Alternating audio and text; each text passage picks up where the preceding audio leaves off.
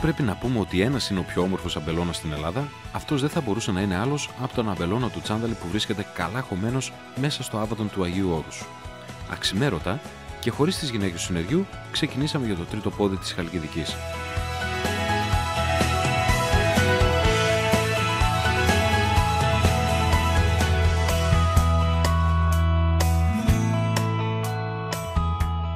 Το ραντεβού μας είχε κλειστεί μήνες πριν και περιμέναμε να πρασινίσει το αμπέλι για να δούμε από κοντά τον αμπελώνα στο μετόχι Χρωμίτσας σε όλο το μεγαλείο του.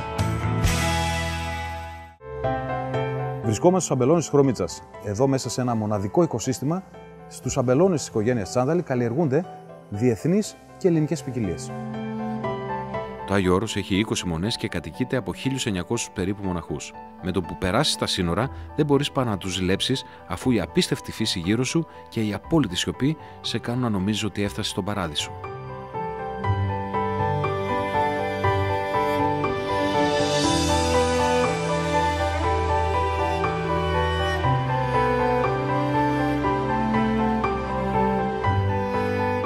Το παραδοσιακό αγιορείτικο κέρασμα είναι πάντα το ίδιο, εδώ και αιώνες. Επειδή παλαιότερα περπατούσαν για να πάνε από μονή σε μονή, προσέφεραν στους ταξιδιώτες ένα ποτηράκι ρακί, επειδή κόβει τον υδρότα, και λουκουμάκι, γιατί ζάχαρη σε συνεφέρει από την κούραση.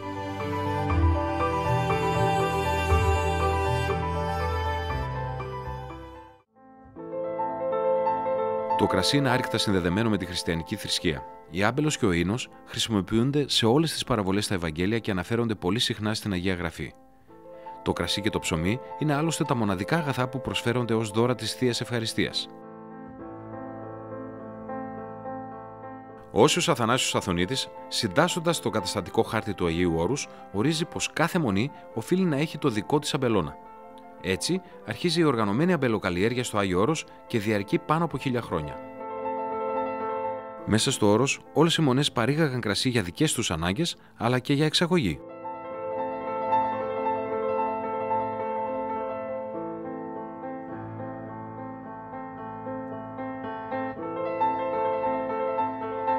Ώσπου στις αρχές του αιώνα εμφανίστηκε η φιλοξήρα, μια ασθένεια που αφάνισε όλους τους αμπελώνας σε Ελλάδα και Ευρώπη. Οι μοναχοί προσπάθησαν να ξεπεράσουν το πλήγμα. Νέες γαλλικές ποικιλίες φυτεύτηκαν, όπως και άλλες, όπως η Ιζαμπέλα από τη Γεωργία και το Μοσχάτο Αλεξανδρίας που έφεραν οι Μικρασιάτες στη Χαλκιδική. Αλλά ο οικονομικός μαρασμός των μοναστηριών και η μείωση των μοναχών δεν βοήθησε καθόλου στο να αναγεννηθούν οι αμπελώνες. Δεν υπήρχαν αρκετά χέρια για δουλειά και τα περισσότερα αμπελοτόπια ξεράθηκαν. Μέχρι το 1980 που άρχισαν ξανά από την αρχή.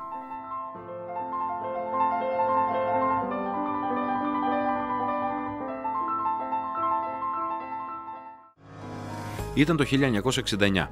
Ο Ευάγγελος Τσάνταλης, συχνά προσκυνητής στο Άγιο Όρος στη διάρκεια μιας δυνατής καταιγίδας, ζήτησε καταφύγιο στο μετόχι της Χρωμίτσας του μοναστηριού του Αγίου Παντελεήμωνα. Όταν η καταιγίδα κόπασε, βγήκε για μια βόλτα στην περιοχή. Μέσα στο πανέμορφο παρθένο τοπίο διέκρινε μερικά εγκαταλειμμένα κλίματα. Ο πατέρας Δαβίδ του εξήγησε ότι παλαιότερα η μονή διέθετε έναν αμπελώνα 500 στρεμμάτων που αναγκάστηκαν να εγκαταλείψουν κυρίως λόγω της φιλοξήρας. Εκείνη την ημέρα, ο Ευάγγελος Τσάνταλης αποφάσισε να κάνει ό,τι περνούσε από το χέρι του, ώστε ο ιστορικός αμπελώνας να αναστηθεί. Και είναι χαρακτηριστικό ότι φώναξε τότε έναν πολύ γνωστό γεωπόνο, ακόμα και τώρα, τον κύριο Κούσουλα, και είναι χαρακτηριστική στιχομηθεία μεταξύ τους. Του λέει ο Ευάγγελος του Τσάνταλης, του λέει: «Κύριε Κούσουλα, μπορώ, αυτό το μέρος προσφέρεται να κάνουμε καλό κρασί?» Και του λέει ο κύριος Κούσουλας: «Κύριε Ευάγγελε, αυτό το μέρος είναι μαγικό, θα κάνει υπέροχα κρασιά. Αν είναι πολύ δύσκολο, λέει, να έρθει να κάνουμε κρασί εδώ πέρα». Του λέει: «Δεν σε ρώτησα αν είναι δύσκολο ή εύκολο, σε ρώτησα κάνει πραγματικά καλό κρασί». Και έτσι ξεκίνησε κάπως όλη η ιστορία αυτή του αγιορείτικου ίνου, που πραγματικά θεωρούμε ότι είναι ένα ίσως μοναδικό αμπελοτεμάχιο, ένα υπέροχο μικροκλίμα με κρασιά τα οποία πραγματικά έχουν γίνει γνωστά Ελλάδα, εξωτερικό.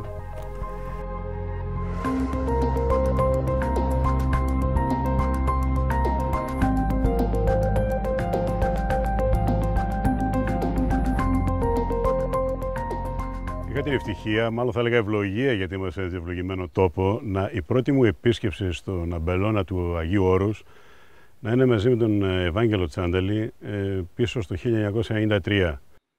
Από την πρώτη φορά κατάφερε ο Ευάγγελο Τσάνταλης να μου μεταφέρει το πάθος του για αυτό το χαρισματικό αμπελώνα.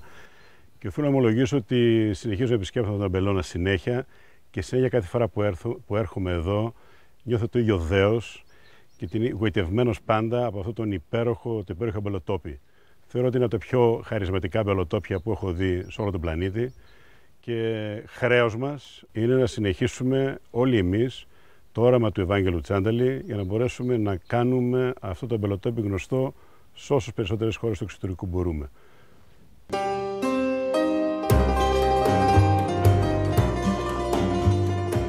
Τα 1000 στρέμματα του αμπελώνα ανήκουν στο ρωσικό μοναστήρι του Αγίου Παντελεήμωνα. Τα αμπέλια που προστατεύονται από τις ψηλές πλαγιές του όρους φτάνουν μέχρι τη θάλασσα και δέχονται την ευεργετική επίδραση της απογευματινής άβρας του συγκητικού κόλπου.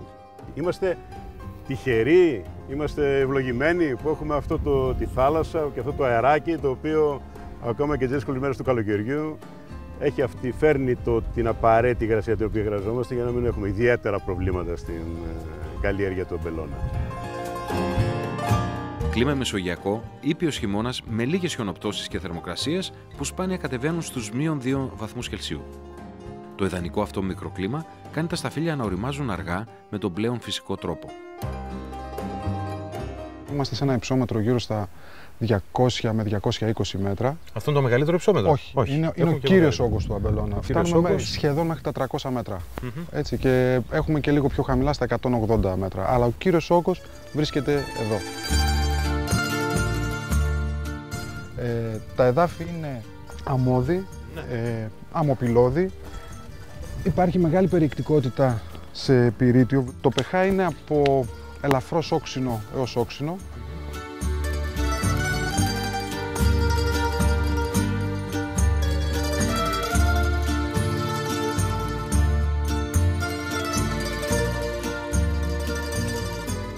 Ακόμη μία από τις ιδιαιτερότητες του αγιορείτικου αμπελώνα και ειδικά του συγκεκριμένου, από τον οποίο παράγεται και η κορμίλιτσα Gold, είναι το ότι το υπέδαφος βρίσκεται πάρα πολύ ψηλά.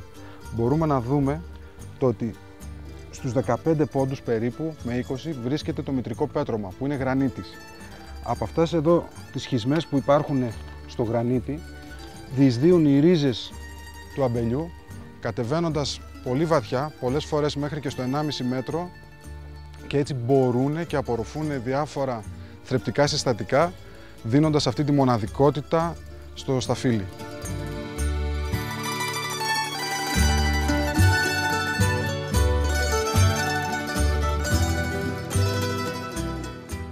Είναι ο αγαπημένος μου αμπελώνας. Πρωτόρθασα αυτόνα το 1999. Με την παρότρινση του κυρίου Δημητριάδη μετατρέψαμε αυτόν τον αμπελώνα σε βιολογικό. Ήταν η πρώτη δουλειά που μου ανατέθηκε, η μετατροπή αυτού του αμπελώνα σε βιολογικό. Ήταν ένα πείραμα το οποίο πέτυχε. Ο αγιορείτικος είναι ο πρώτος τοπικός ίνος της Ελλάδος. Τώρα πια πιέ. Το 1980-81 ήταν το πρώτο τοπικό κρασί της Ελλάδος. Ο πρώτος ίνος της Ελλάδος με καταγωγή, επίσημα.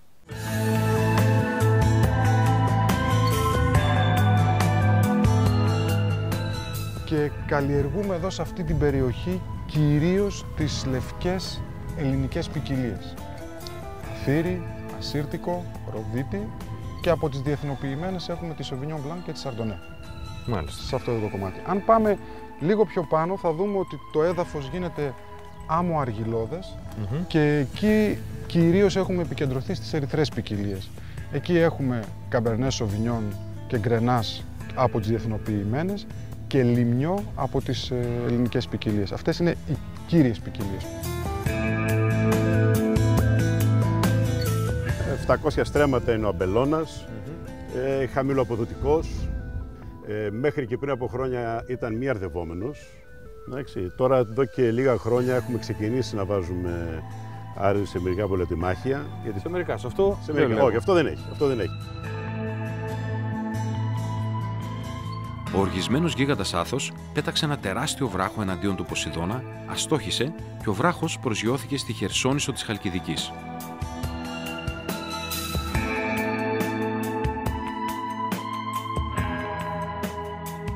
Έτσι δημιουργήθηκε το τρίτο πόδι που φέρει το όνομα του γίγαντα. Ο Άθος είναι ιερό βουνό και στην αρχαιότητα ήταν αφιερωμένο στο Δία. Τα τοπονύμια της περιοχής αποδεικνύουν την ύπαρξη αμπελώνων από αρχαιοτάτων χρόνων. Το ακρωτήριο Δρέπανο ονομαζόταν Άμπελος, έτσι το αναφέρει ο Ηρόδοτος. Στην κλασική εποχή, η Χαλκιδική παράγει φημισμένους ίνους όπως τον Μένδιο, τον Ακάνθιο και τον ίνο της Σκιώνης. Βασική ποικιλία αμπέλου, το λιμνιό. Το λιμνιό φύεται στο Άγιο Όρος, έχει πολύ καλά προσαρμοστεί και πρέπει να το δούμε σαν ένα από τα συγκριτικά πλεονεκτήματα αυτού του. Και μην ξεχνάμε ότι ήταν και από τις πρώτες ποικιλίες που φύτεψε ο Άγιος Ευάγγελος.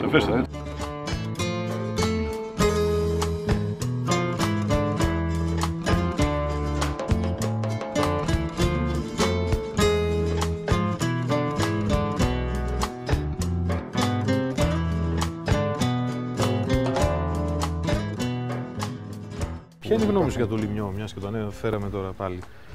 Το λιμνιό είναι για μένα μία από τις αδικημένες ελληνικές ποικιλίες. Παρουσιάζει φοβερή δυναμική, αλλά θα πρέπει να γίνει πάρα πολλή δουλειά στο κομμάτι της κλονικής επιλογής. Με την έννοια λιμνιό υπάρχει μια ομάδα ποικιλιών, θα έλεγα, ή ομάδα κλώνων στην καλύτερη, που δεν αποδίδουν το ίδιο. Άρα λοιπόν θα πρέπει να φτάσουμε σε σημείο να δούμε τι κλόνοι υπάρχουν, τι δίνει ο κάθε κλόνος, να γίνουν κάποιες μικροεινοποιήσεις για να μπορέσουμε να εκμεταλλευτούμε όλη τη δυναμική αυτής της ποικιλίας. Πάντως ήταν από τις πρώτες ποικιλίες που φυτεύτηκε εδώ σε αυτή την περιοχή. Έτσι ακριβώς.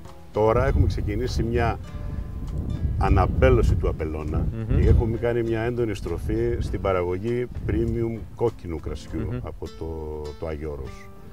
Και εμείς αυτό που κάναμε, επειδή πλησίαζαν οι αμπελώνες στο τέλος της παραγωγικής τους ηλικίας, πήραμε μοσχεύματα από τους αμπελώνες αυτούς, τα στείλαμε στη Γαλλία, σε φυτόριο, μας κάνανε καινούργια φυτά και εγκαταστήσαμε κάποιους καινούριους αμπελώνες με λιμνιό από τα ίδια φυτά. Μπορούμε να πούμε ότι είναι η συνέχεια από τον αμπελώνα που υπήρχε.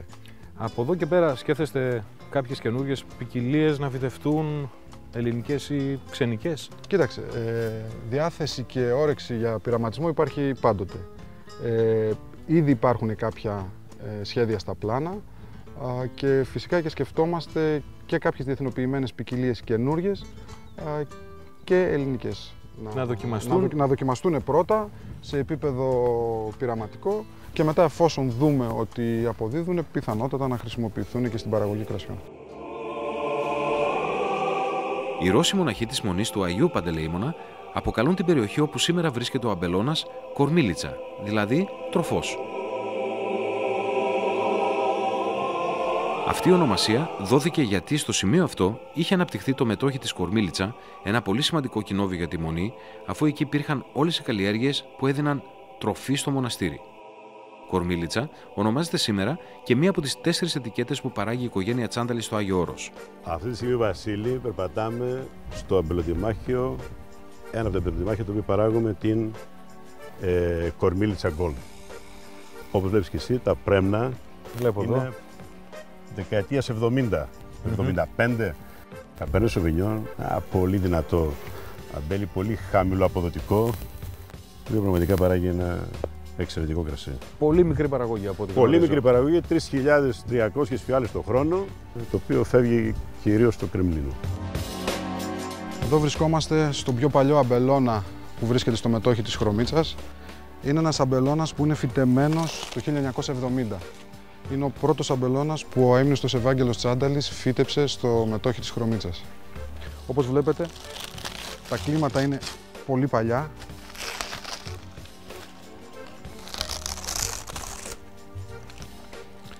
Ο αμπελώνας αυτός, αν βρισκόταν σε μια άλλη περιοχή, θα έπρεπε ήδη να έχει φτάσει στο τέλος της παραγωγικής του ηλικίας.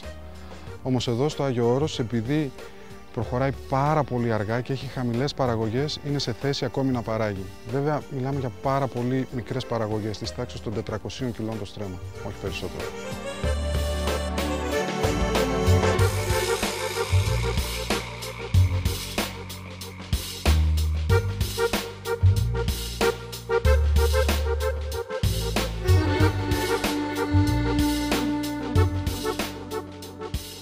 Τώρα είμαστε στη φάση εδώ που πρέπει να φύγουν τα βλαστάρια, τα διπλά που λέμε. Αλλά Βλέπεις, μας έχουν πάρει δουλειές λίγο, μας τριμώξανε. Οι βροχές πήγανε λίγο Οι βροχές πήγανε πίσω τις δουλειές. Και εκτός ότι πήγαν πίσω τις δουλειές, έχουν οδηγήσει και τα μπέλια σε βλαστομανία. Βλέπεις τι γίνεται εδώ πέρα. Κοίτα.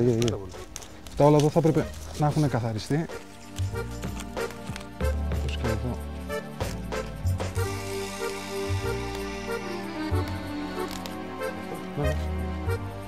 Και αυτό, έτσι. Βλέπεις, τώρα είμαστε ακριβώς λίγο πριν την ανθοφορία. Σε λίγο καιρό θα αρχίζουν να σκάνε τα ανθάκια. Σε μια εβδομάδα θα πρέπει να είναι όλα ανθισμένα. Ανθισμένα. Ναι. Μπορούμε να ξανάρθουμε ή να μείνουμε. Το καλύτερο είναι να μείνεις, γιατί σε βλέπω τη δουλειά την ξέρεις. Προσπαθούμε. Άτομα φίλε θέλουν για Γιώργο. το ξεβλαστάριασμα, μια χαρά είσαι.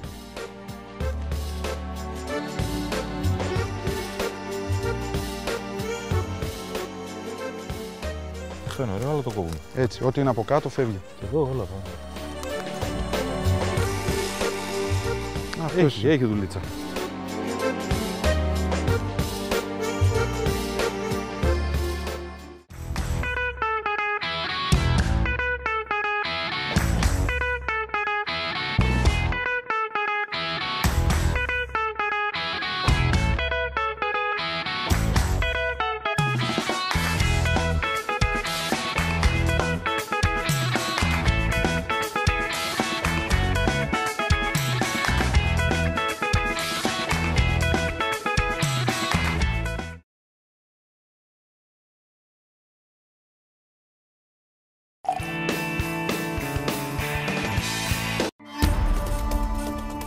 Τώρα σε ξεναγήσουμε στο μετόχι της Χρωμίτσας, το κτίριο στο οποίο έχουμε ξεκινήσει να κάνουμε την εινοποίηση των premium κρασιών μας. Λοιπόν, και εδώ το κτίριο αυτό, το οποίο η ανακαίνιση ξεκίνησε το 1994 από τον Ευάγγελο Τσάνταλη και συνεχίστηκε η δεύτερη φάση της το 2004 από τον Άγγελο του Δημητριάδη. Όπου, όπως είπαμε, στεγάζεται κάτω ένα μικρό μπουτίκ εινοποιείο και πάνω κάποιοι χώροι γευστικών δοκιμών, τους οποίους θα δούμε αργότερα. Αρκετά μεγάλο κτίριο. Ναι, είναι μεγάλο. Είναι μεγάλο. Φιλοξενούσε πολλούς μοναχούς εδώ παλιά η περιοχή, στο μετόχι. Ήταν ένα από τα κέντρα, από τα μεγάλα κέντρα μοναχισμού μέσα στο Άγιο Όρος, η ευρύτερη περιοχή.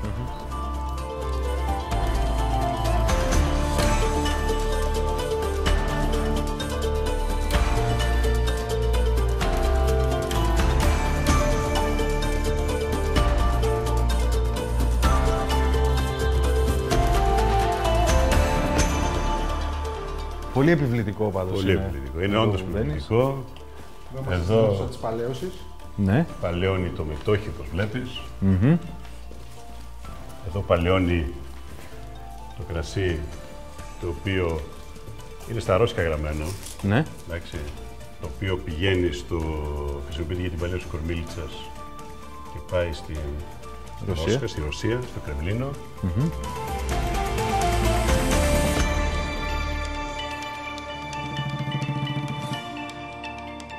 Το Άβατον.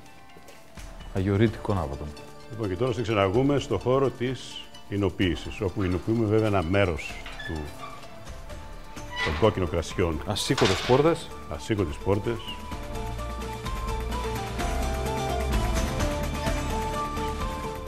Εδώ γίνεται η εινοποίηση του μετόχι, αγιορείτικο Άβατον και Κορμίλιτσα. Μάλιστα. Θα ετοιμάσουμε να μας δούμε πώς Βεβαίως. θα ξεμίσονται. Ευχαριστώ.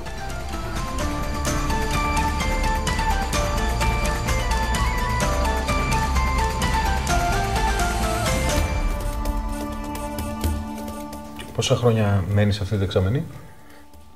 Εξαρτάται, η παλαίωσή του είναι χρόνια.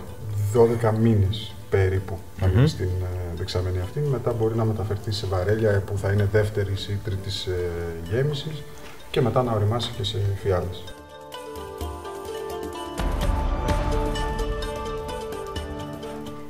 Τι ώρα θα δοκιμάσουμε? Τώρα θα δοκιμάσουμε το μετόχι. Ποια χρονιά είναι αυτή, Γιώργο, τώρα εδώ? Αυτή είναι η περσινή χρονιά. Καμπέρνε λιμιό το blend, έτσι. Ναι.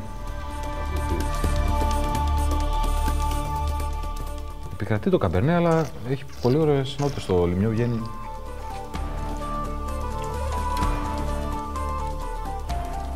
Γενικά το λιμιό βοηθάει, πιστεύουμε, στο να μαλακώσει ένα πολύ δυνατό καμπερνέ. Γι' αυτό είναι και μια φρεσκάδα. Είναι μια φρεσκάδα. Γι' αυτό στο blend συμπεριφέρονται υπέροχο και τα δύο. Επίσης ένα κρασί αρκετά στρογγυλό, είναι αρκετά έντονο ακόμα με τανίνες, αλλά ακόμη είναι... θα δείξει ότι αυτό το κρασί θα... Το κρασί το οποίο επιδέχεται παλαιός εξάλλου. Ναι.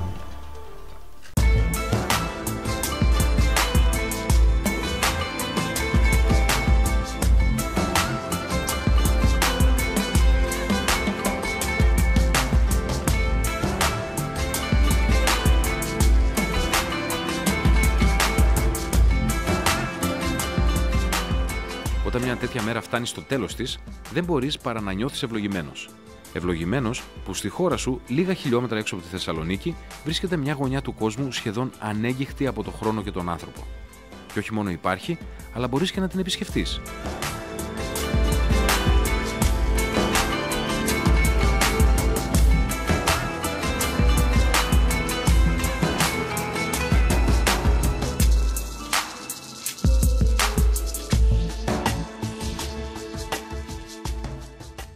Περικλή, λόγω της δουλειάς σου, συχνά ταξίδια στο εξωτερικό. Πώς βλέπεις την εικόνα του ελληνικού κρασιού στο εξωτερικό? Η εικόνα αλλάζει δραστικά. Βιώνουμε μια νέα εποχή του ελληνικού κρασιού στο εξωτερικό.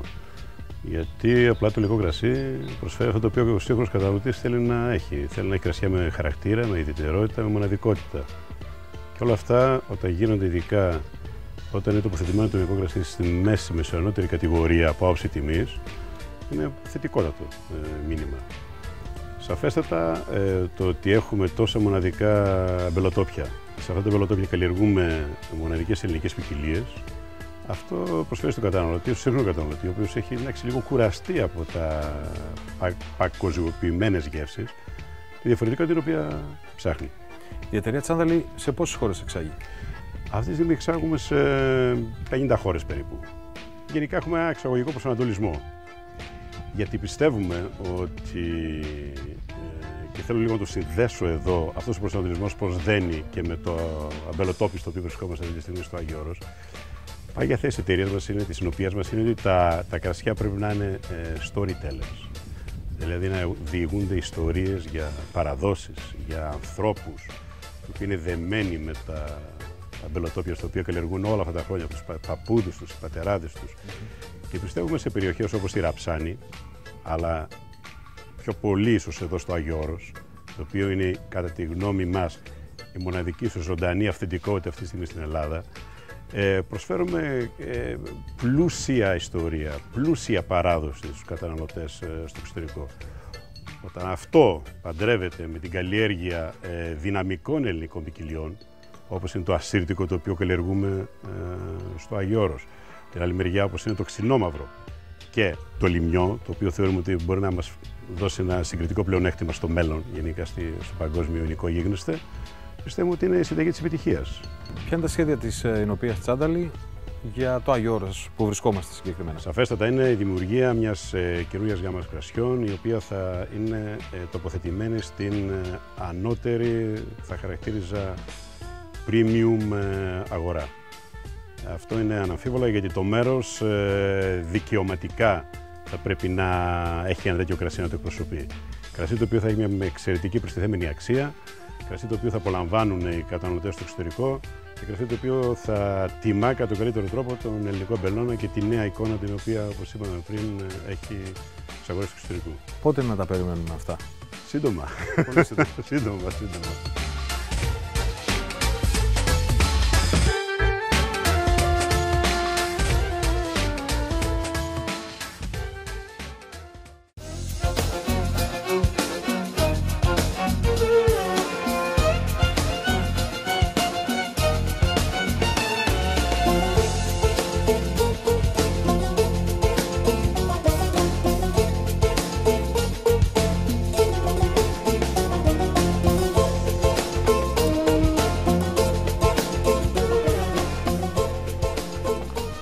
Ωραία μύτη, όχι ιδιαίτερα έντονη. Ισορροπημένα τα Κοίταξε, είναι αρώματα. ένα blend του σοβινιό με το ασύρτικο. Ναι, δεν είναι ιδιαίτερα έντονη, είναι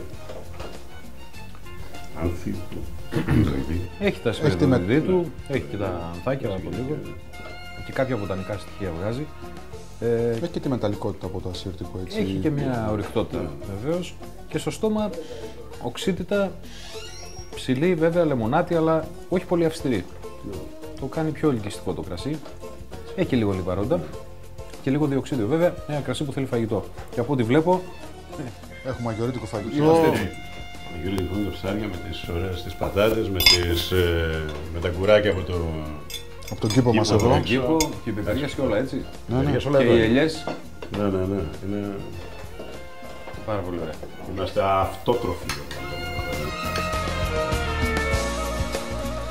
Δεν ξεχνάμε ότι το κρασί, ειδικά στο Αγιο Όρος, είναι μέρος της Τελετουργίες του φαγητού. τελικής φαγητού. Σε κάθε τράπεζα σερβίρουν κόκκινο κρασί. Γεια μας. Καλώς ήρθες. Καλώς σας βρήκαμε.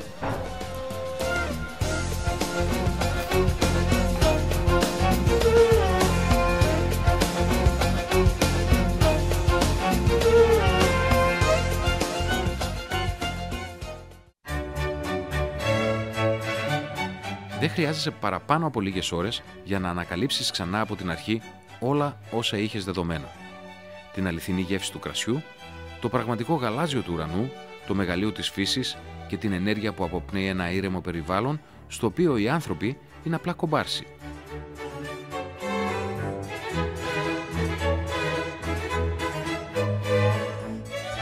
Είμαστε έτοιμοι να αποχωρήσουμε από το Όρος, γεμάτοι από αληθινές γεύσεις, εκλεκτό ίνο και κυρίως γεμάτοι ευγνωμοσύνη για αυτή την ξεχωριστή ινοτουριστική εμπειρία. Λίγο πριν αποχαιρετήσουμε τα παιδιά και ευχαριστήσουμε για την υπέροχη αυτή φιλοξενία, απολαμβάνουμε ένα ποτήρι από το κρασί σημείο αναφοράς αγιορείτικων Άβατων. Πώς είναι φτιαγμένο αυτό το κρασί? Είναι από καμπερνέ και λιμιό. Είναι από τα πιο παλιά μας αμπέλια. Ο μέσος όρος ηλικίας μπορούμε να πούμε ότι είναι γύρω στα 40 χρόνια των αμπελιών που παράγουν αυτό εδώ το κρασί. Είναι ένα κρασί που έχει οριμάσει γύρω στα 3 χρόνια σε βαρέλι. Είναι του 2007 η παραγωγή για το συγκεκριμένο. Πιστεύω ότι είναι ένα από τα καλύτερα κρασιά, ερυθρά κρασιά που Είναι από τα καλύτερα ελληνικά ερυθρά κρασιά, θα μπορούσα να πω. Υψηλόβαθμο, γεμάτο κρασί, αλλά έχει και τα φρούτα, υπέροχα φρούτα. Μια τρομερή ισορροπία, εξαιρετική ισορροπία. Πολύ ωραία ισορροπία. Πολύ ισορροπία. Οι τανίνες, παρόλο που είναι καμπερνέ, είναι Μαλακές, πολύ ισορροπημένες, ωραίες, πολύ μαλακές, βελούδινες τανίνες. Βελούδινες τανίνες. Ένα εκπληκτικό κρασί. Στην Και υγειά εμείς μας. ευχαριστούμε πάρα πολύ για την Εμείς υπέροχη ευχαριστούμε για παρέα, την την υπέροχη μέρα την οποία είχαμε παρέα.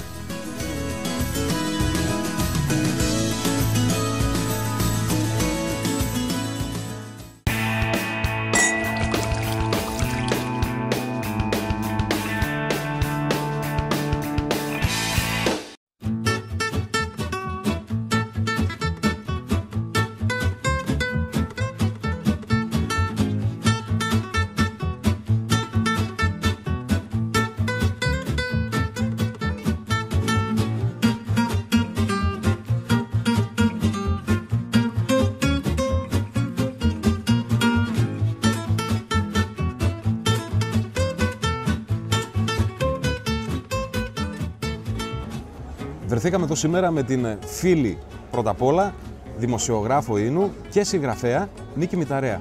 Με αφορμή και ευκαιρία μάλλον την κυκλοφορία του καινούριου της βιβλίου με κρασί και ελληνικά, ήρθε η Νίκη μαζί μας για να μας μαγειρέψει 2-3 υπέροχες συνταγές μέσα από το βιβλίο. Μέσα από το βιβλίο. Νίκη, καλησπέρα. Γεια σου Βασίλη μου, είναι χαρά μου, αγαπώ τη Θεσσαλονίκη και μάλιστα από αυτόν τον υπέροχο χώρο γυρίζω, την κοιτάζω και είναι μια αγκαλιά, θέλω να την αγκαλιάσω. Είμαι σίγουρος ότι πάνω απ' όλα αγαπάς το κρασί. Και αγαπάω αυτό το κρασί, το αγαπάω δείχνεις το χρόνια. φαγητό, αγαπάω τα προϊόντα, τα καλά προϊόντα.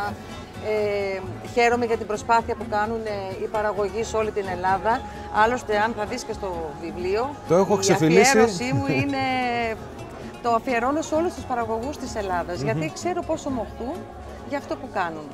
Ονομάζομαι Νίκη Μηταρέα, είμαι συγγραφέας και δημοσιογράφος φαγητού και κρασιού. Έχω γράψει 2 βιβλία.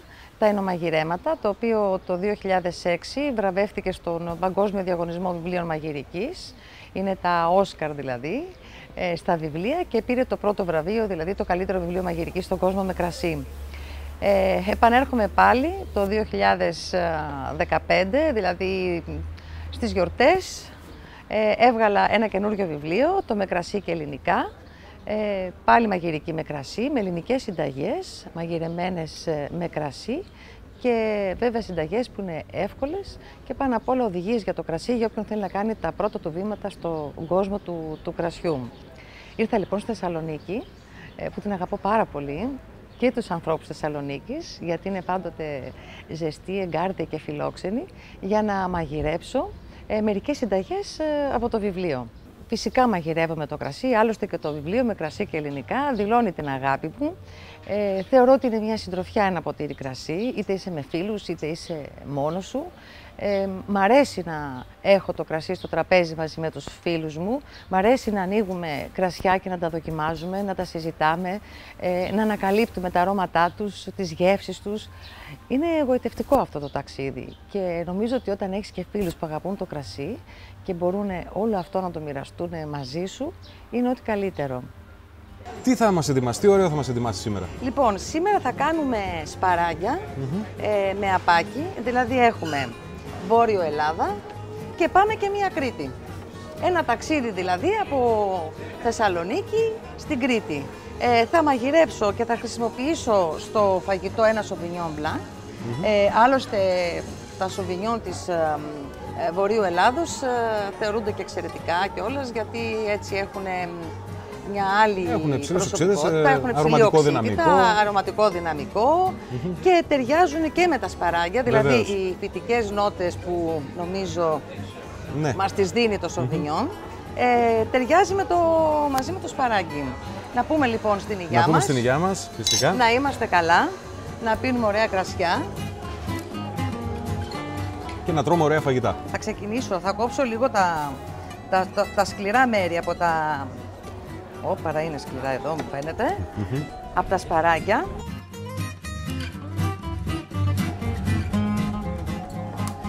Τα οποία οι κορφές τους είναι πολύ τρυφερές και πάρα πολύ ωραίες. Νομίζω ότι ήδη μυρίζουν ωραία.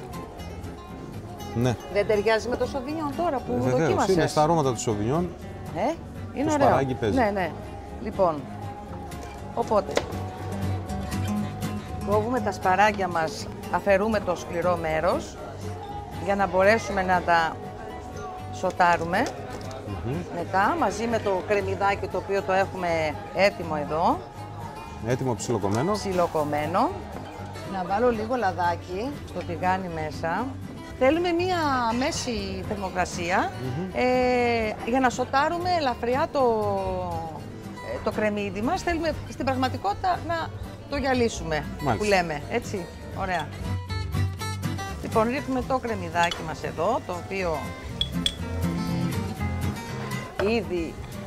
ήδη μοσχομυρίζει. Έχει αρχίσει και μοσχομυρίζει. Θα το αφήσουμε λοιπόν λιγάκι εδώ, έτσι να πάρει ένα ωραίο απαλό χρυσαφί χρώμα. Εδώ τώρα το κρεμμυδάκι μας το βλέπω ότι είναι σε καλό δρόμο. Έχει αρχίσει και γυαλίζει ωραία. Και τώρα θα ρίξω μέσα εδώ το κρασί μας.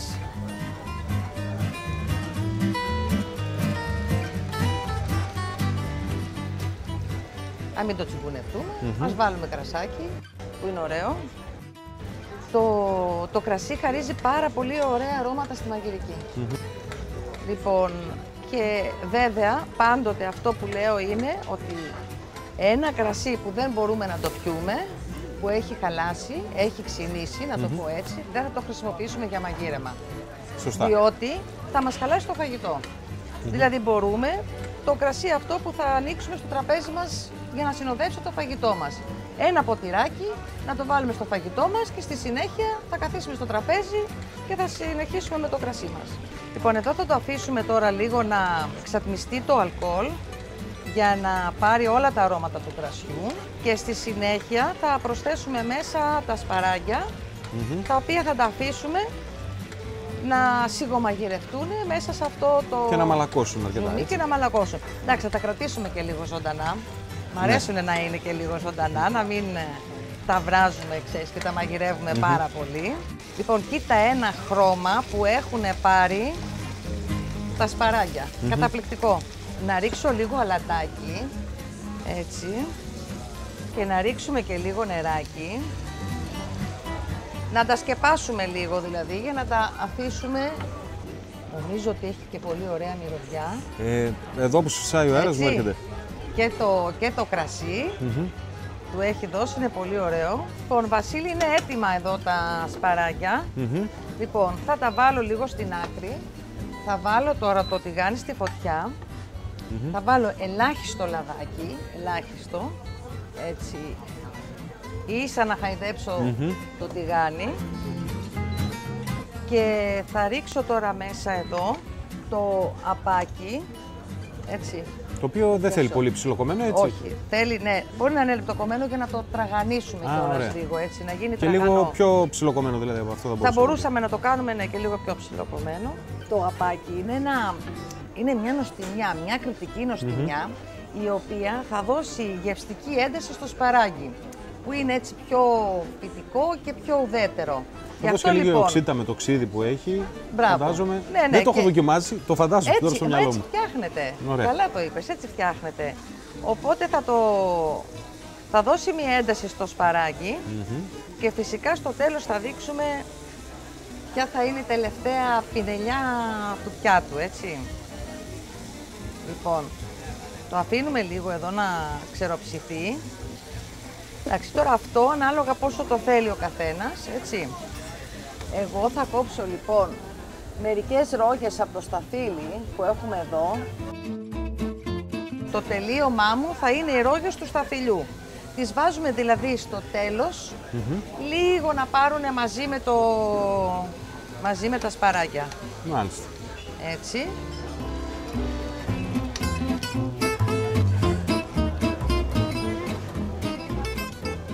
Βάζουμε λοιπόν τα σπαράγγια μας κάτω. Ωραία, εδώ. Κοίτα τι ωραίο χρώμα που έχουν, έτσι, είναι καταπληκτικά. Λαχταριστά. Λαχταριστά, πολύ ωραία. Και τώρα θα πάρουμε και το κρεμμυδάκι μας μαζί. Μαζί με το σταφυλάκι. Το κρεμμύδι εντωμεταξύ βγάζει και γλύκα. Είναι τέλειο. Λοιπόν, και τώρα θα προσθέσουμε το απάκι και έχουμε ένα ωραίο πιάτο, ένα ορεκτικό πιάτο, δηλαδή μπορούμε να το βγάλουμε στην αρχή, αλλά μπορεί να είναι και μόνο αυτό το μεσημεριανό μας ή το βραδινό μας. Με τι κρασί θα το συνδυάζεις αυτό? Αυτό με σοβινιόν. Με σοβινιόν. Με σοβινιόν, γιατί και αυτό χρησιμοποιήσαμε στη μαγειρική και γιατί ταιριάζει τα αρώματα του με το σοβινιόν. Και μάλιστα από τη Βόρεια Ελλάδα θα προτιμούσα. Και θα προτιμούσαμε βαρελάτο βέβαια, για να καλύψουμε και όσο μπορούμε και το απάκι που έχει λίγο. Για να έχει πιο περισσότερη ένταση. Πολύ ωραία. Λοιπόν, ωραία. Στην υγειά μας. Να είμαστε καλά. Να έχουμε πάντοτε κέφι να μαγειρεύουμε. Θέλει κέφι και παρέα. Το κρασί και το φαγητό. Έτσι είναι. Αν και μόνος σου όταν είσαι στο σπίτι και έχεις κοντά σου ένα ποτήρι κρασί, σου κρατάει συντροφιά. Ναι. Δεν αισθάνεσαι ότι είσαι μόνος Μόνο σου. σίγουρα δεν αισθάνεσαι. Για να δω. Λοιπόν, πώς είναι το σπαράγγι? Ωραίο έγινε. Και το απάκι θέλω να δοκιμάσεις με απάκι όμως, μαζί, ναι. βέβαια. Το οποίο έχει και την ένταση του. Έχει την ένταση, έχει πάρει και το άρωμα από το κρεμμύδι. Δεν θα έλεγα την μυρωδιά. Έχει άρωμα και λίγη γλύκα. Και λίγη γλύκα από το σταφύλι. Έτσι. Πολύ ωραίο. Και το κρασί που του βάλαμε στη μαγειρική, νομίζω ότι το βρίσκεις μέσα. Δηλαδή έχει χαρίσει τα αρώματά του. Ωραία. Στην υγειά μας, Νίκη. Στην υγειά μας. Να σε ευχαριστήσουμε πάρα πολύ που ήρθες. Να ευχαριστήσουμε και τον Ζαζού για τη φιλοξενία. Και ελπίζω σύντομα και πάλι να είσαι κοντά. Και εγώ θέλω να σας ευχαριστήσω. Πέρασα πάρα πολύ ωραία μαζί σας. Και μακάρι να βρεθώ πάλι στη Θεσσαλονίκη και να είμαι κοντά σας και να ξαναμαγειρέψουμε και να δοκιμάσουμε κρασιά. Στην υγειά μας. Με κρασί και ελληνικά λοιπόν. Με κρασί και ελληνικά. Εδώ έχω το βιβλίο, στο κρατάω. Έχω δει κάποιες πολύ ενδιαφέρουσες συνταγές και θα τις κάνουμε στο καλοκαίρι. Μόλις μαγειρέψεις, θα χαρώ να μου πεις πώς πήγαν και αν ήταν νόστιμες. Θα σε πάρω τηλέφωνο. Σύμφωνοι. Γεια σας.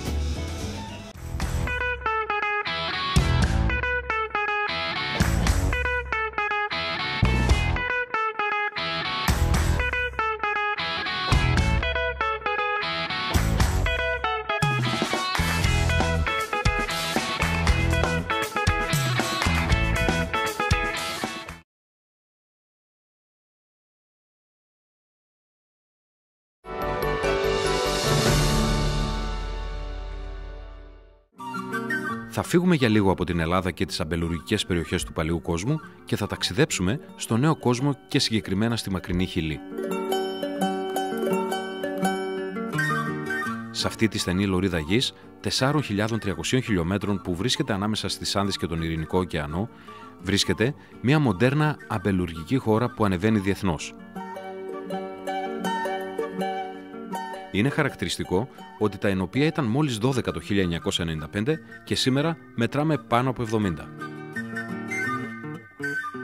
Το κρασί ήρθε στη Χιλή, όπως και στις άλλες λατινοαμερικανικές χώρες, λόγω των απίκων που έφτασαν εκεί από την Ισπανία και Πορτογαλία. Το πρώτο κρασί έγινε το 1554 για τη Θεία Κοινωνία και έκτοτε η χώρα δεν σταμάτησε να παράγει κρασί. Η μεγάλη ευκαιρία παρουσιάστηκε όταν η φιλοξήρα έπληξε όλο τον κόσμο, αλλά όχι τον αμπελώνα της Χιλής. Λόγω της γεωγραφικής θέσης, η ασθένεια δεν έφτασε μέχρι εκεί, καθώς από τα βόρεια υπάρχει ως φυσικό εμπόδιο η έρημος, στα ανατολικά υψώνονται τα ψηλά βουνά των Άνδεων, στα δυτικά υπάρχει ο Ειρηνικός ωκεανός και στα νότια η Παταγωνία.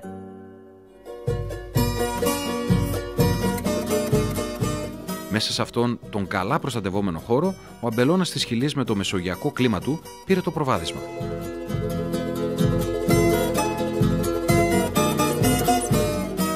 Έπρεπε όμως να φτάσει τη δεκαετία του 80 για να διαλυθεί η δικτατορία του Πινοσέτ και να αρχίσουν οι εξαγωγές του κρασιού αυτού σε όλο τον κόσμο.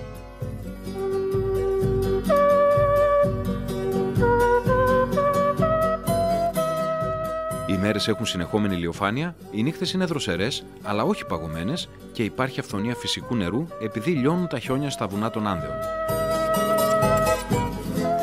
Τα κρασιά που παράγονται είναι κυρίως ερυθρά, αφού το 75% του αμπελώνα είναι φυτεμένο με ερυθρές ποικιλίες. Τα Cabernet Sauvignon έχουν τον πρώτο λόγο σε ποιότητα και ποσότητα και ακολουθούν τα Merlot, Carmenere, Syrah και Pinot Noir.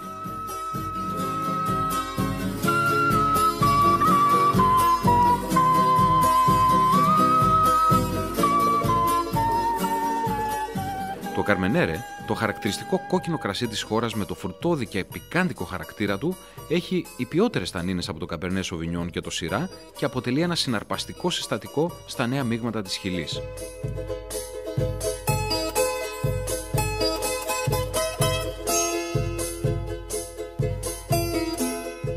Είναι χαρακτηριστικό γνώρισμα των κρασιών του νέου κόσμου να δίνεται περισσότερη έμφαση στον πειραματισμό και την τεχνολογία και όχι στην παράδοση. Στη Χιλή, για παράδειγμα, έχουν υιοθετήσει μοντέρνες υνοποιητικές μεθόδους, όπως την ελεγχόμενη ως προς τη θερμοκρασία ζύμωση για να ενισχύεται η φρεσκάδα των φρούτων και τα νέα γαλλικά δρύινα βαρέλια που έχουν αντικαταστήσει σχεδόν τα παλιά ξύλινα βαρέλια. Η χώρα που ήταν κάποτε συνώνυμη των φθηνών ζωηρών κρασιών που συνδυάζονταν καλά με τα τζιν παντελόνια και τα κουντομάνικα, σήμερα αποτελεί μια μεγάλη εξαγωγική δύναμη με ποιοτικό κρασί.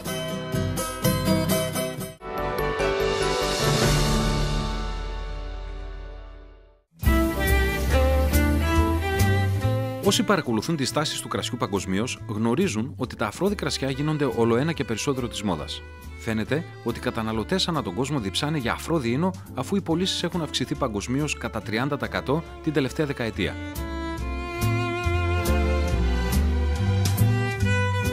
Η παγκόσμια παραγωγή αφρόδου ίνου αυξάνεται αλματωδώς για να καλύψει τη ζήτηση, την ίδια στιγμή που η ζήτηση για κρασί έχει αυξηθεί μόνο 7%. Ο αφρόδης ίνος όμως που έχει τη μεγαλύτερη αύξηση πωλήσεων τα τελευταία χρόνια δεν είναι η σαμπάνια όπως φαντάζεστε. Είναι η μέσα σε εισαγωγικά σαμπάνια της Ιταλίας, δηλαδή το Prosecco.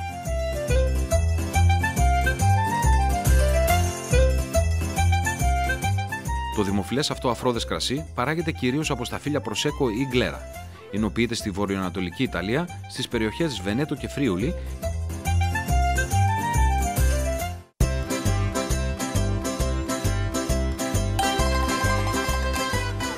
Η διαφορά του από τη σαμπάνια είναι ότι η δεύτερη ζύμωση δεν γίνεται μέσα στο μπουκάλι, αλλά σε ανοξίδωτες δεξαμενές με μέθοδο που είναι γνωστή ως σαρμάτ.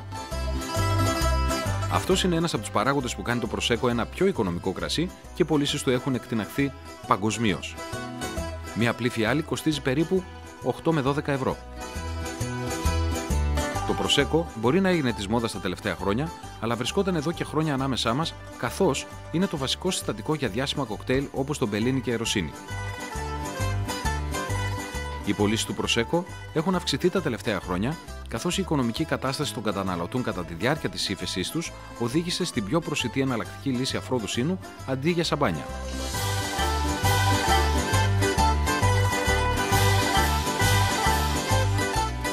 Ο ελαφρύς ίνος Προσέκο έχει διακριτικό άρωμα εσπεριδοειδών και μοντέρνο στυλ, κάτι που αναζητούν οι καταναλωτές από τα κρασιά του σήμερα. Ήδη, οι παγκόσμιες πωλήσεις του Προσέκο το 2013 αλλά και το 2014 ξεπέρασαν σε πωλήσεις σαμπάνια.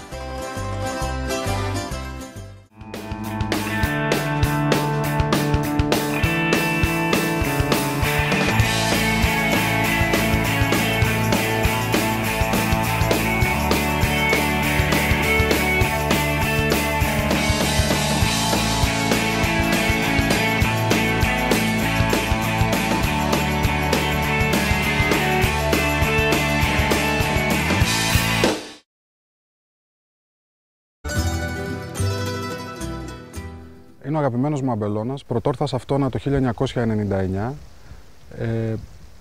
Με την παρότρινση του κυρίου Δημητριάδη μετατρέψαμε αυτόν τον αμπελώνα σε βιολογικό. Ήταν η πρώτη δουλειά που μου ανατέθηκε, η μετατροπή αυτού του αμπελώνα σε βιολογικό. Ήταν ένα πείραμα το οποίο πέτυχε. Ο Αγιορείτικος είναι ο πρώτος τοπικός ίνος της Ελλάδος. Τώρα πια πιέ. Το 1980-81 ήταν το πρώτο τοπικό κρασί της Ελλάδος. Ο πρώτος ίνος της Ελλάδος με καταγωγή, επίσημα.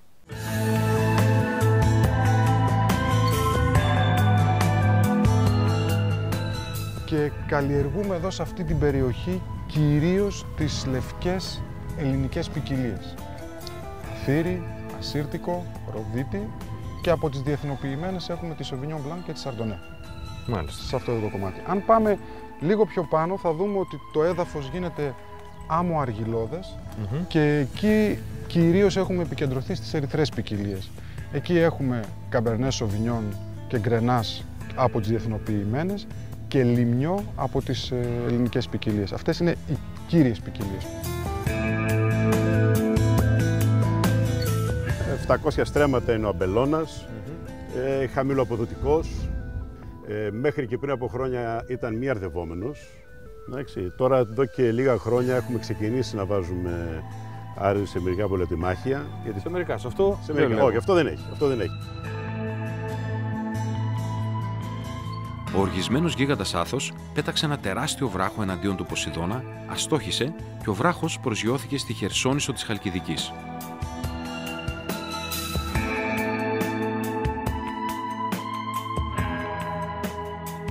Έτσι δημιουργήθηκε το τρίτο πόδι που φέρει το όνομα του γίγαντα. Ο Άθος είναι ιερό βουνό και στην αρχαιότητα ήταν αφιερωμένο στο Δία. Τα τοπονύμια της περιοχής αποδεικνύουν την ύπαρξη αμπελώνων από αρχαιοτάτων χρόνων. Το ακροτήριο Δρέπανο ονομαζόταν Άμπελος, έτσι το αναφέρει ο Ηρόδοτος.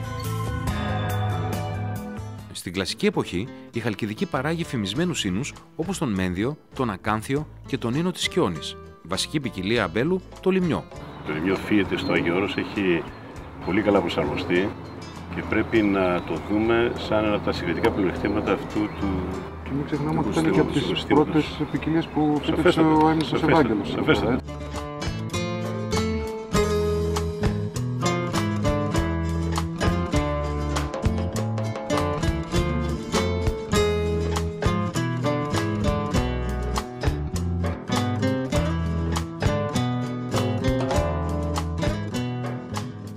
Ποια είναι η γνώμη σου για το Λιμιό, μιας και το ανέφεραμε τώρα πάλι? Το Λιμιό είναι για μένα μία από τις αδικημένες ελληνικές ποικιλίες. Παρουσιάζει φοβερή δυναμική, αλλά θα πρέπει να γίνει πάρα πολλή δουλειά στο κομμάτι της κλονικής επιλογής. Με την έννοια Λιμιό υπάρχει μια ομάδα ποικιλιών, θα έλεγα, ή ομάδα κλώνων στην καλύτερη, που δεν αποδίδουν το ίδιο. Άρα λοιπόν θα πρέπει να φτάσουμε σε σημείο να δούμε τι κλόνοι υπάρχουν, τι δίνει ο κάθε κλόνος, να γίνουν κάποιες μικροεινοποιήσεις για να μπορέσουμε να εκμεταλλευτούμε όλη τη δυναμική αυτής της ποικιλίας. Πάντως ήταν από τις πρώτες ποικιλίες που φυτεύτηκε εδώ σε αυτή την περιοχή. Έτσι ακριβώς.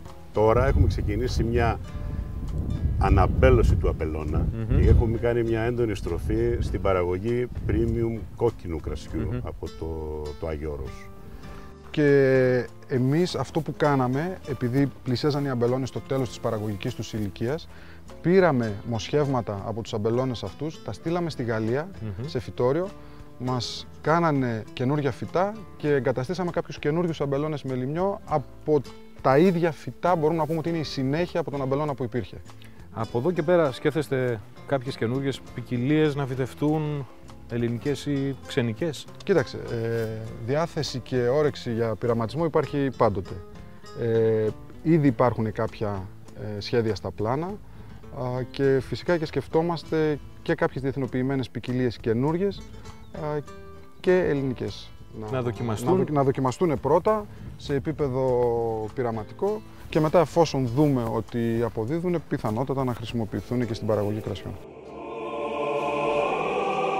Οι Ρώσοι μοναχοί της Μονής του Αγίου Παντελεήμωνα αποκαλούν την περιοχή όπου σήμερα βρίσκεται ο αμπελώνας Κορμίλιτσα, δηλαδή τροφός. Αυτή η ονομασία δόθηκε γιατί στο σημείο αυτό είχε αναπτυχθεί το μετόχι της Κορμίλιτσα, ένα πολύ σημαντικό κοινόβιο για τη Μονή, αφού εκεί υπήρχαν όλες οι καλλιέργειες που έδιναν τροφή στο μοναστήρι. Κορμίλιτσα ονομάζεται σήμερα και μία από τις 4 ετικέτες που παράγει η οικογένεια Τσάνταλη στο Άγιο Όρος. Αυτή τη στιγμή, Βασίλη, περπατάμε στο αμπελοτιμάχιο, ένα από τα αμπελοτιμάχια το οποίο παράγουμε την Κορμίλιτσα Gold. Όπως βλέπεις και εσύ, τα πρέμνα είναι δεκαετίας 70, 75. Καπέρνε Σοβινιόν, πολύ δυνατό αμπέλι, πολύ χαμηλό αποδοτικό. Το πραγματικά παράγει ένα εξαιρετικό κρασί. Πολύ μικρή παραγωγή από ό,τι Πολύ μικρή παραγωγή, 3.300 φιάλες το χρόνο, το οποίο φεύγει κυρίως στο Κρεμλίνο. Εδώ βρισκόμαστε στον πιο παλιό αμπελώνα που βρίσκεται στο μετόχι της Χρωμίτσας. Είναι ένας αμπελώνας που είναι φυτεμένος το 1970. Είναι ο πρώτος αμπελώνας που ο αείμνηστος Ευάγγελος Τσάνταλης φύτεψε στο μετόχι της Χρωμίτσας. Όπως βλέπετε, τα κλίματα είναι πολύ παλιά.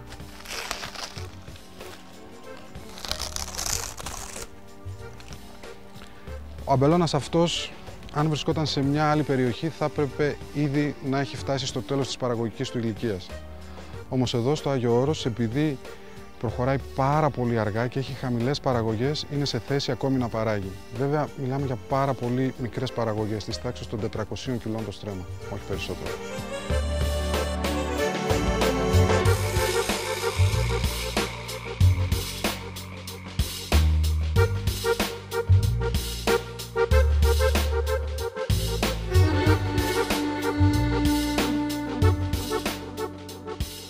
Τώρα είμαστε στη φάση εδώ που πρέπει να φύγουν τα βλαστάρια, τα διπλά που λέμε.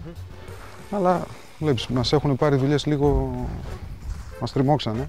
Οι βροχές πήγανε λίγο πίσω τις δουλειές. Και εκτός ότι πήγαν πίσω τις δουλειές, έχουν οδηγήσει και τα αμπέλια σε βλαστομανία. Βλέπεις τι γίνεται εδώ πέρα. Κοίτα. Τα όλα εδώ θα πρέπει να έχουν καθαριστεί. Όπως και εδώ.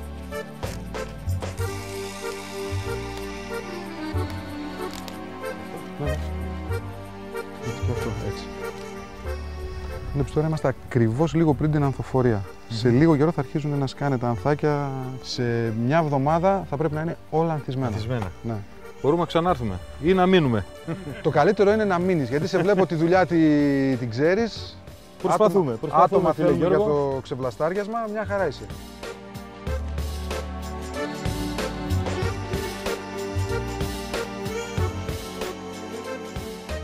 Αυτό είναι ωραίο, αλλά το κόβουμε. Έτσι, ό,τι είναι από κάτω φεύγει. Και εδώ όλα πάμε. Έχει δουλίτσα.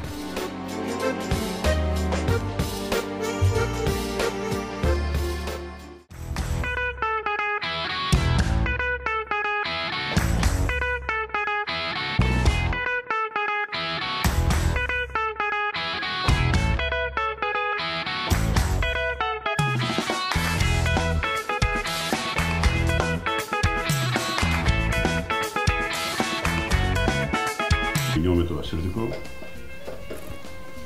Ναι, δεν είναι ιδιαίτερα έντονη, είναι άνθη. Έχει τα σπιρτονιδί του, έχει και τα ανθάκια από λίγο και κάποια βοτανικά στοιχεία βγάζει. Έχει και τη μεταλλικότητα από το ασύρτικο, έτσι. Έχει και μια ορυκτότητα βεβαίως.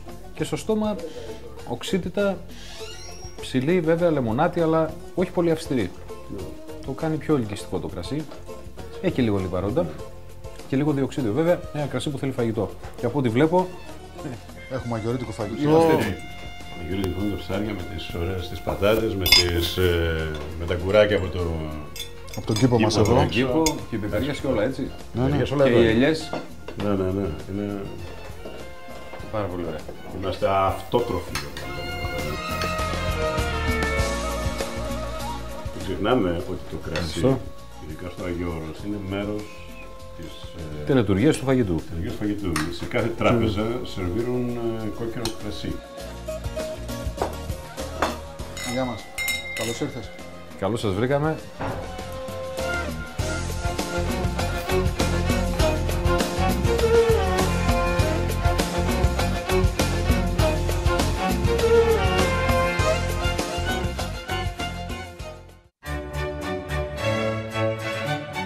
Δεν χρειάζεσαι παραπάνω από λίγες ώρες για να ανακαλύψεις ξανά από την αρχή όλα όσα είχες δεδομένα. Την αληθινή γεύση του κρασιού, το πραγματικό γαλάζιο του ουρανού, το μεγαλείο της φύσης και την ενέργεια που αποπνέει ένα ήρεμο περιβάλλον, στο οποίο οι άνθρωποι είναι απλά κομπάρσι.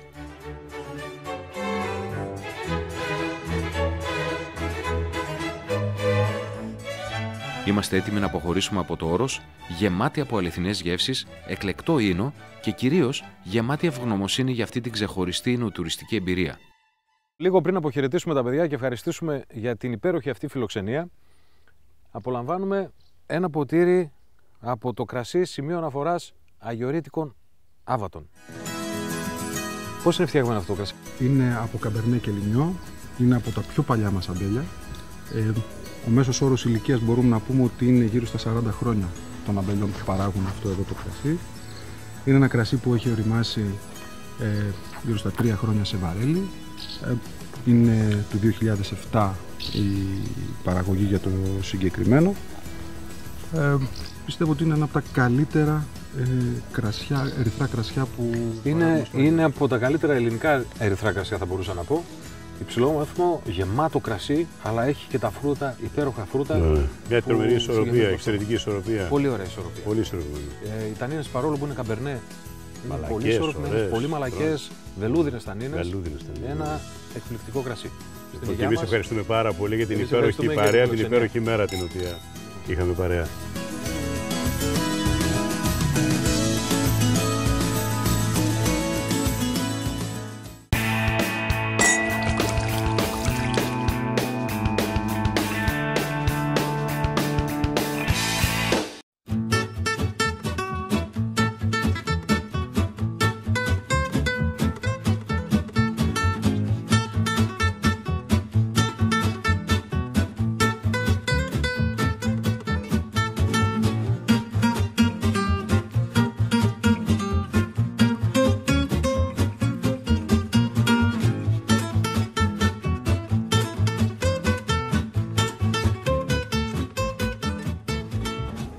Βρεθήκαμε εδώ σήμερα με την φίλη, πρώτα απ' όλα, δημοσιογράφο ίνου και συγγραφέα Νίκη Μηταρέα. Με αφορμή και ευκαιρία μάλλον την κυκλοφορία του καινούριου της βιβλίου με κρασί και ελληνικά, ήρθε η Νίκη μαζί μας για να μας μαγειρέψει 2-3 υπέροχες συνταγές μέσα από το βιβλίο. Μέσα από το βιβλίο. Νίκη, καλησπέρα. Γεια σου Βασίλη μου, είναι χαρά μου, αγαπώ τη Θεσσαλονίκη και μάλιστα από αυτόν τον υπέροχο χώρο γυρίζω, την κοιτάζω και είναι μια αγκαλιά, θέλω να την αγκαλιάσω. Είμαι σίγουρος ότι πάνω απ' όλα αγαπάς το κρασί. Και αγαπάω το κρασί, αγαπάω το φαγητό, αγαπάω τα προϊόντα, τα καλά προϊόντα. Χαίρομαι για την προσπάθεια που κάνουν οι παραγωγοί σε όλη την Ελλάδα. Άλλωστε, αν θα δεις και στο βιβλίο, το έχω ξεφυλίσει. Η αφιέρωσή μου είναι... Το αφιερώνω σε όλους τους παραγωγούς της Ελλάδας, γιατί ξέρω πόσο μοχτούν για αυτό που κάνουν. Ονομάζομαι Νίκη Μηταρέα, είμαι συγγραφέας και δημοσιογράφος φαγητού και κρασιού. Έχω γράψει 2 βιβλία, τα Ενομαγειρέματα, το οποίο το 2006 βραβεύτηκε στον Παγκόσμιο Διαγωνισμό Βιβλίων Μαγειρικής, είναι τα Όσκαρ δηλαδή, στα βιβλία και πήρε το πρώτο βραβείο, δηλαδή το καλύτερο βιβλίο μαγειρικής στον κόσμο με κρασί. Επανέρχομαι πάλι το 2015, δηλαδή Στις γιορτές έβγαλα ένα καινούριο βιβλίο, το «Με κρασί και ελληνικά». Πάλι μαγειρική με κρασί, με ελληνικές συνταγές, μαγειρεμένες με κρασί και βέβαια συνταγές που είναι εύκολες και πάνω απ' όλα οδηγίες για το κρασί για όποιον θέλει να κάνει τα πρώτα του βήματα στον κόσμο του κρασιού. Ήρθα λοιπόν στη Θεσσαλονίκη, που την αγαπώ πάρα πολύ, και τους ανθρώπους Θεσσαλονίκης, γιατί είναι πάντοτε ζεστοί, εγκάρδια και φιλόξενοι, για να μαγειρέψω μερικές συνταγές από το βιβλίο. Φυσικά μαγειρεύω με το κρασί, άλλωστε και το βιβλίο «Με κρασί και ελληνικά» δηλώνει την αγάπη μου. Θεωρώ ότι είναι μια συντροφιά ένα ποτήρι κρασί, είτε είσαι με φίλους είτε είσαι μόνος σου. Μ' αρέσει να έχω το κρασί στο τραπέζι μαζί με τους φίλους μου. Μ' αρέσει να ανοίγουμε κρασιά και να τα δοκιμάζουμε, να τα συζητάμε, να ανακαλύπτουμε τα αρώματά τους, τις γεύσεις τους. Είναι εγωιτευτικό αυτό το ταξίδι και νομίζω ότι όταν έχεις και φίλους που αγαπούν το κρασί και μπορούν όλο αυτό να το μοιραστούν μαζί σου, είναι ό,τι καλύτερο. Τι θα μας ετοιμάσει, τι ωραίο θα μας ετοιμάσει σήμερα? Λοιπόν, σήμερα θα κάνουμε σπαράγγια με απάκι, δηλαδή έχουμε Βόρειο Ελλάδα και πάμε και μία Κρήτη. Ένα ταξίδι δηλαδή από Θεσσαλονίκη στην Κρήτη. Θα μαγειρέψω και θα χρησιμοποιήσω στο φαγητό ένα Sauvignon Blanc. Άλλωστε τα Sauvignon της Βορείου Ελλάδος θεωρούνται και εξαιρετικά κιόλας, γιατί έτσι έχουν μια άλλη προσωπικότητα, έχουν αρωματικό δυναμικό και ταιριάζουν και με τα σπαράγγια, δηλαδή οι φυτικές νότες που νομίζω μας τις δίνει το Sauvignon, ταιριάζει μαζί με το σπαράγγι. Να πούμε λοιπόν στην υγειά μας, φυσικά. Να είμαστε καλά, να πίνουμε ωραία κρασιά και να τρώμε ωραία φαγητά. Θα ξεκινήσω, θα κόψω λίγο τα σκληρά μέρη από τα... Παρά είναι σκληρά εδώ, μου φαίνεται. Από τα σπαράγγια.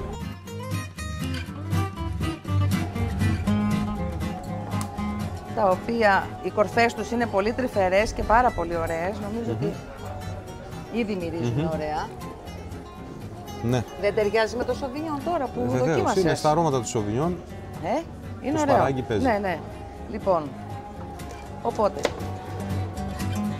κόβουμε τα σπαράγγια μας, αφαιρούμε το σκληρό μέρος για να μπορέσουμε να τα σοτάρουμε. Μετά μαζί με το κρεμμυδάκι, το οποίο το έχουμε έτοιμο εδώ. Έτοιμο ψιλοκομμένο. Ψιλοκομμένο. Να βάλω λίγο λαδάκι στο τηγάνι μέσα. Θέλουμε μία μέση θερμοκρασία για να σοτάρουμε ελαφριά το κρεμμύδι μας. Θέλουμε στην πραγματικότητα να το γυαλίσουμε, που λέμε, έτσι, ωραία. Λοιπόν, ρίχνουμε το κρεμμυδάκι μας εδώ, το οποίο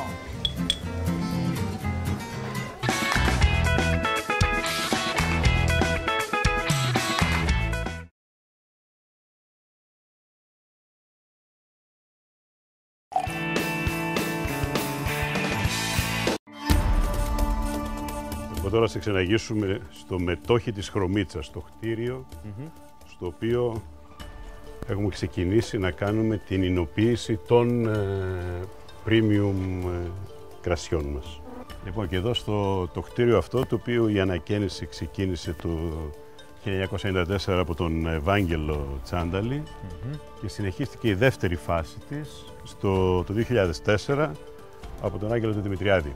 Όπου όπως είπαμε στεγάζεται κάτω ένα μικρό μπουτίκ εινοποιείο και πάνω κάποιοι χώροι γευστικών δοκιμών, τους οποίους θα δούμε αργότερα. Αρκετά μεγάλο κτίριο. Ναι, είναι μεγάλο. Είναι μεγάλο. Φιλοξενούσε πολλούς μοναχούς εδώ παλιά η περιοχή, στο μετόχι. Ήταν ένα από τα κέντρα, από τα μεγάλα κέντρα μοναχισμού μέσα στο Άγιο Όρος, η ευρύτερη περιοχή.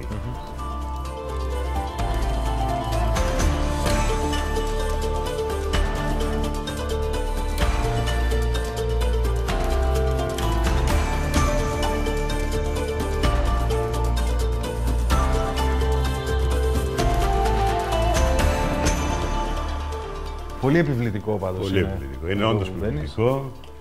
Εδώ της παλαίωσης. Ναι. Παλαιώνει το μετόχι, όπως βλέπεις. Εδώ παλαιώνει το κρασί, το οποίο είναι στα ρώσικα γραμμένο. Ναι. Εντάξει. το οποίο πηγαίνει χρησιμοποιείται για την παλαίωση Κορμίλιτσας και πάει στη Μόσχα, στη Ρωσία, στο Κρεμλίνο.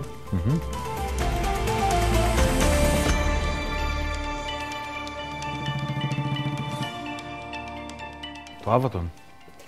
Αγιορείτικο Άβατον. Λοιπόν, και τώρα ξεναγούμε στο χώρο της εινοποίησης, όπου εινοποιούμε βέβαια ένα μέρος των κόκκινων κρασιών. Ασήκωτες πόρτες. Ασήκωτες πόρτες.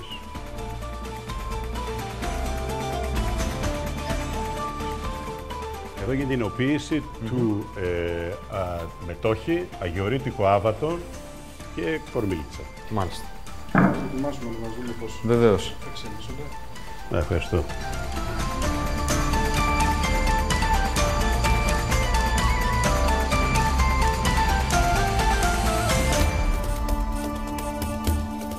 Πόσα χρόνια μένει σε αυτή τη δεξαμενή?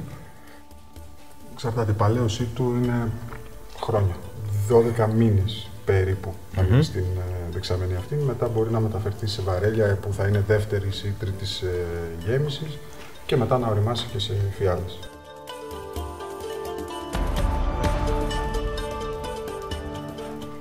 Τι ώρα θα δοκιμάσουμε? Τώρα θα δοκιμάσουμε το μετόχι.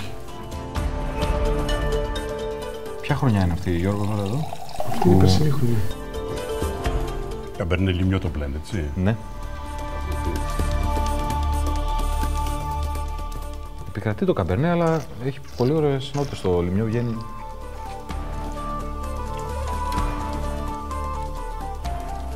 Γενικά το Λιμιό βοηθάει, πιστεύουμε, στο να μαλακώσει ένα πολύ δυνατό καμπερνέ. Γι' αυτό Είναι και μια φρεσκάδα. Είναι μια φρεσκάδα. Γι' αυτό στο blend συμπεριφέρονται υπέροχα και τα δύο. Επίσης ένα κρασί αρκετά στρογγυλό, είναι αρκετά έντονο ακόμα μετανίνες, αλλά ακόμη είναι... θα δείξει ότι αυτό το κρασί θα... Το κρασί το οποίο επιδέχεται παλαίωση εξάλλου. Ναι.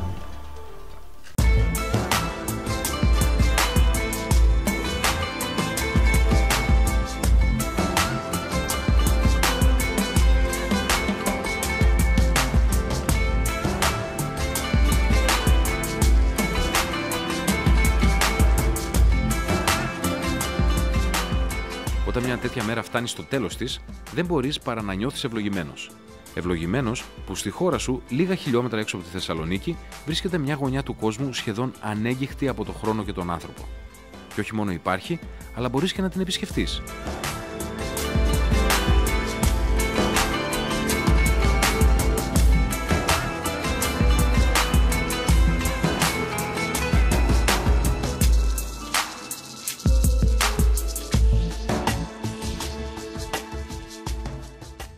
Περικλή, λόγω της δουλειάς σου, συχνά ταξίδια στο εξωτερικό.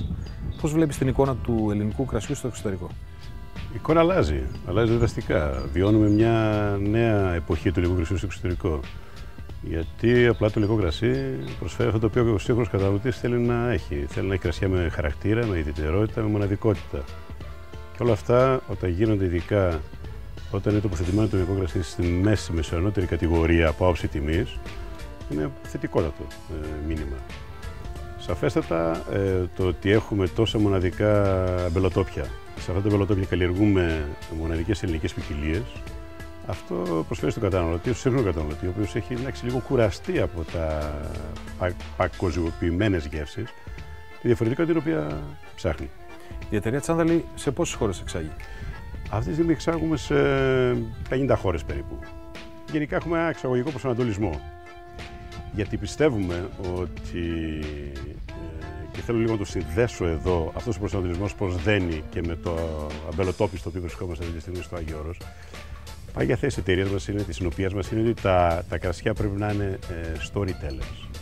Δηλαδή να διηγούνται ιστορίες για παραδόσεις, για ανθρώπους, που είναι δεμένοι με τα αμπελοτόπια στα οποία καλλιεργούν όλα αυτά τα χρόνια, από τους παππούδους τους, πατεράδες τους. Και πιστεύουμε σε περιοχές όπως η Ραψάνη, αλλά πιο πολύ ίσως εδώ στο Άγιο Όρος, το οποίο είναι κατά τη γνώμη μας η μοναδική ίσως ζωντανή αυθεντικότητα αυτή τη στιγμή στην Ελλάδα, προσφέρουμε πλούσια ιστορία, πλούσια παράδοση στους καταναλωτές στο εξωτερικό. Όταν αυτό παντρεύεται με την καλλιέργεια δυναμικών ελληνικών ποικιλιών, όπως είναι το ασύρτικο το οποίο καλλιεργούμε στο Άγιο Όρος. Την άλλη μεριά όπως είναι το ξινόμαυρο και το λιμιό, το οποίο θεωρούμε ότι μπορεί να μας δώσει ένα συγκριτικό πλεονέκτημα στο μέλλον, γενικά στο παγκόσμιο υλικό γίγνεσθε, πιστεύουμε ότι είναι η συνταγή της επιτυχίας. Ποια είναι τα σχέδια της εινοποιίας Τσάνταλη για το Άγιο Όρος που βρισκόμαστε συγκεκριμένα? Σαφέστατα είναι η δημιουργία μιας καινούριας γάμας κρασιών, η οποία θα είναι τοποθετημένη στην ανώτερη, θα χαρακτήριζα, premium αγορά. Αυτό είναι αναμφίβολο, γιατί το μέρος δικαιωματικά θα πρέπει να έχει ένα τέτοιο κρασί να το εκπροσωπεί. Κρασί το οποίο θα έχει μια εξαιρετική προστιθέμενη αξία, κρασί το οποίο θα απολαμβάνουν οι καταναλωτές στο εξωτερικό και κρασί το οποίο θα τιμά κατά τον καλύτερο τρόπο τον ελληνικό αμπελώνα και τη νέα εικόνα την οποία, όπως είπαμε πριν, έχει στις αγορές του εξωτερικού. Πότε να τα περιμένουμε αυτά? Σύντομα. Πολύ σύντομα. σύντομα.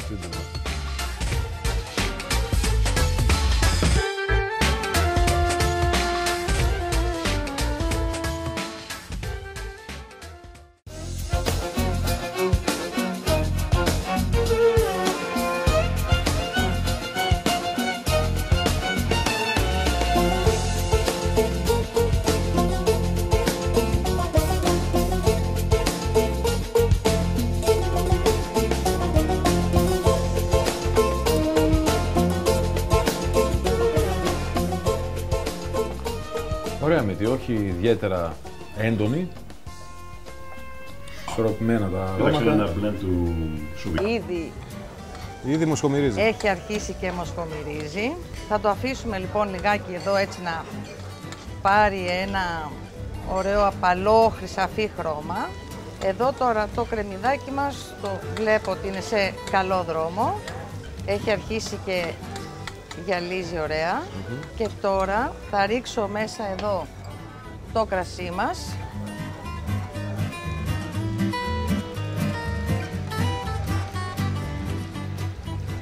Να μην το τσιμπουνευτούμε, ας βάλουμε κρασάκι που είναι ωραίο. Το κρασί χαρίζει πάρα πολύ ωραία αρώματα στη μαγειρική. Λοιπόν, και βέβαια πάντοτε αυτό που λέω είναι ότι ένα κρασί που δεν μπορούμε να το πιούμε, που έχει χαλάσει, έχει ξυνήσει, να το πω έτσι, δεν θα το χρησιμοποιήσουμε για μαγείρεμα. Σωστά. Διότι θα μας χαλάσει το φαγητό. Δηλαδή μπορούμε το κρασί αυτό που θα ανοίξουμε στο τραπέζι μας για να συνοδεύσει το φαγητό μας. Ένα ποτηράκι να το βάλουμε στο φαγητό μας και στη συνέχεια θα καθίσουμε στο τραπέζι και θα συνεχίσουμε με το κρασί μας. Λοιπόν, εδώ θα το αφήσουμε τώρα λίγο να εξατμιστεί το αλκοόλ για να πάρει όλα τα αρώματα του κρασιού και στη συνέχεια θα προσθέσουμε μέσα τα σπαράγγια, τα οποία θα τα αφήσουμε να σιγομαγειρευτούν μέσα σε αυτό το... Και να μαλακώσουν αρκετά, και να μαλακώσουν. Εντάξει, θα τα κρατήσουμε και λίγο ζωντανά. Μ' αρέσουν να είναι και λίγο ζωντανά, να μην τα βράζουμε, ξέρεις, και τα μαγειρεύουμε πάρα πολύ. Λοιπόν, κοίτα ένα χρώμα που έχουν πάρει τα σπαράγγια. Καταπληκτικό. Να ρίξω λίγο αλατάκι, έτσι, και να ρίξουμε και λίγο νεράκι. Να τα σκεπάσουμε λίγο δηλαδή, για να τα αφήσουμε. Νομίζω ότι έχει και πολύ ωραία μυρωδιά. Εδώ που φυσάει ο αέρας μου έρχεται. Και το κρασί του έχει δώσει, είναι πολύ ωραίο. Λοιπόν, Βασίλη, είναι έτοιμα εδώ τα σπαράγγια. Λοιπόν, θα τα βάλω λίγο στην άκρη. Θα βάλω τώρα το τηγάνι στη φωτιά. Θα βάλω ελάχιστο λαδάκι, ελάχιστο, έτσι, ίσα να χαϊδέψω το τηγάνι. Και θα ρίξω τώρα μέσα εδώ το απάκι, έτσι. Το οποίο δεν θέλει πολύ ψιλοκομμένο, έτσι. Όχι, θέλει, ναι, μπορεί να είναι λεπτοκομμένο για να το τραγανίσουμε κιόλας λίγο, έτσι, να γίνει και τραγανό. λίγο πιο ψιλοκομμένο δηλαδή από αυτό θα μπορούσαμε να το κάνουμε, ναι, και λίγο πιο ψιλοκομμένο. Το απάκι είναι μια νοστιμιά, μια κρυπτική νοστιμιά, η οποία θα δώσει γευστική ένταση στο σπαράγγι, που είναι έτσι πιο φυτικό και πιο ουδέτερο. Γι' αυτό και λίγο οξύτα με το ξύδι που έχει, φαντάζομαι. Ναι, δεν το έχω δοκιμάσει, το φαντάζομαι τώρα στο μυαλό μου. Έτσι φτιάχνεται. Ωραία. Καλά το είπες, έτσι φτιάχνεται. Οπότε θα δώσει μια ένταση στο σπαράγγι και φυσικά στο τέλος θα δείξουμε ποια θα είναι η τελευταία πινελιά του πιάτου, έτσι. Λοιπόν, το αφήνουμε λίγο εδώ να ξεροψηθεί Εντάξει, τώρα αυτό ανάλογα πόσο το θέλει ο καθένας, έτσι. Εγώ θα κόψω λοιπόν μερικές ρόγες από το σταφύλι που έχουμε εδώ. Το τελείωμά μου θα είναι οι ρόγες του σταφυλιού. Τις βάζουμε δηλαδή στο τέλος, λίγο να πάρουν μαζί με τα σπαράγια. Μάλιστα. Έτσι.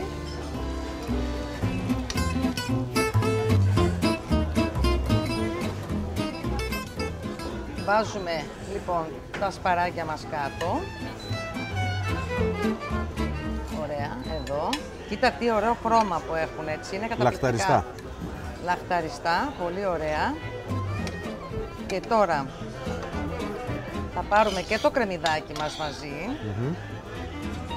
Μαζί με το σταφυλάκι. Το κρεμμύδι εντωμεταξύ βγάζει και γλύκα. Είναι τέλειο. Λοιπόν, και τώρα θα προσθέσουμε το απάκι και έχουμε ένα ωραίο πιάτο, ένα ορεκτικό πιάτο. Δηλαδή μπορούμε να το βγάλουμε στην αρχή, αλλά μπορεί να είναι και μόνο αυτό το μεσημεριανό μας ή το βραδινό μας. Με τι κρασί θα το συνδυάζεις αυτό? Αυτό με σοβινιόν. Με σοβινιόν, γιατί και αυτό χρησιμοποιήσαμε στη μαγειρική και γιατί ταιριάζει τα αρώματα του με το σοβινιόν. Και μάλιστα από τη Βόρεια Ελλάδα θα προτιμούσα. Και θα προτιμούσαμε βαρελάτο βέβαια, για να καλύψουμε και όσο μπορούμε και το απάκι που έχει λίγο. Για να έχει πιο περισσότερη ένταση. Πολύ ωραία. Λοιπόν, ωραία. Στην υγειά μας. Να είμαστε καλά. Να έχουμε πάντοτε κέφι να μαγειρεύουμε. Θέλει κέφι και παρέα. Το κρασί και το φαγητό. Έτσι είναι. Αν και μόνος σου όταν είσαι στο σπίτι και έχεις κοντά σου ένα ποτήρι κρασί, σου κρατάει συντροφιά.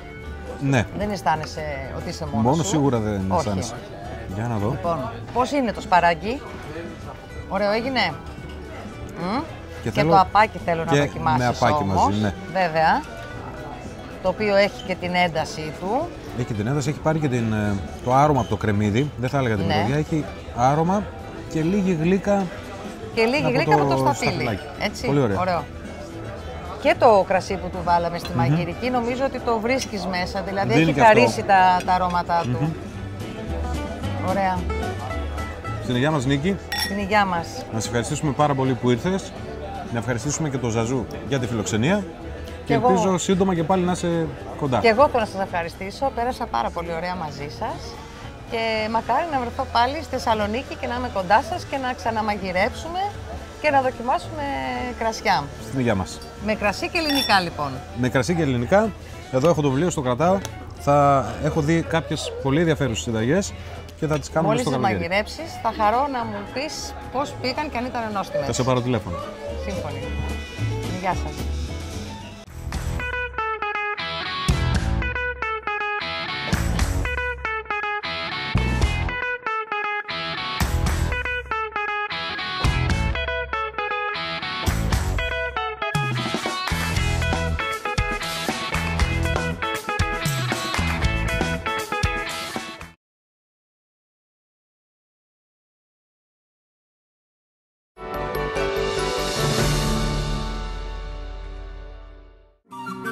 Θα φύγουμε για λίγο από την Ελλάδα και τις αμπελουργικές περιοχές του παλαιού κόσμου και θα ταξιδέψουμε στο νέο κόσμο και συγκεκριμένα στη μακρινή Χιλή.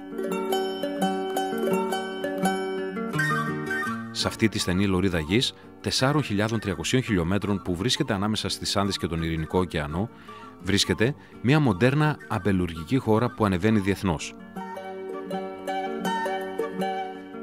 Είναι χαρακτηριστικό ότι τα ενοπία ήταν μόλις 12 το 1995 και σήμερα μετράμε πάνω από 70.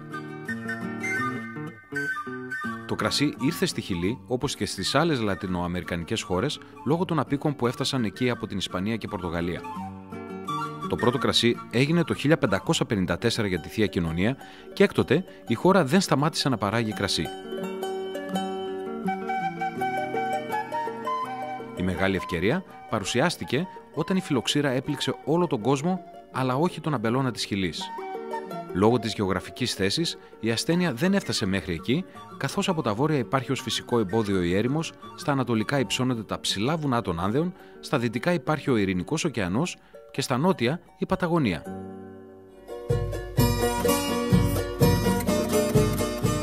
Μέσα σε αυτόν τον καλά προστατευόμενο χώρο, ο αμπελώνας της Χιλής με το μεσογειακό κλίμα του πήρε το προβάδισμα.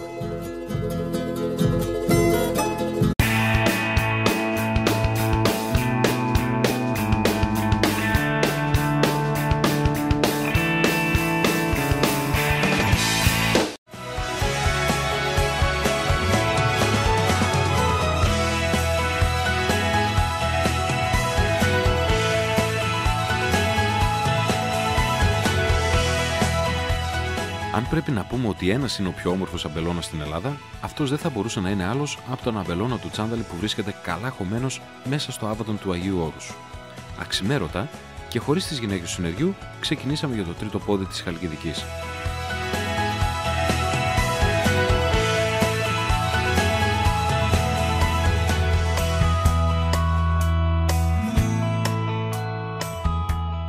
Το ραντεβού μας είχε κλειστεί μήνες πριν και περιμέναμε να πρασινίσει το αμπέλι για να δούμε από κοντά τον αμπελώνα στο μετόχι Χρωμίτσας σε όλο το μεγαλείο του.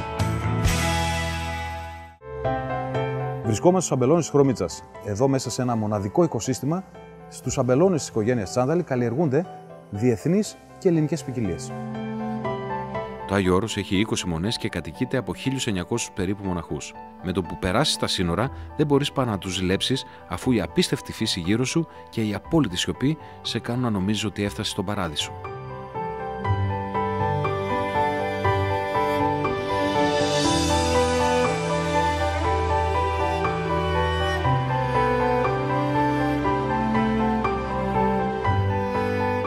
Το παραδοσιακό αγιορείτικο κέρασμα είναι πάντα το ίδιο, εδώ και αιώνες. Επειδή παλαιότερα περπατούσαν για να πάνε από μονή σε μονή, προσέφεραν στους ταξιδιώτες ένα ποτηράκι ρακί, επειδή κόβει τον υδρότα, και λουκουμάκι, γιατί ζάχαρη σε συνεφέρει από την κούραση.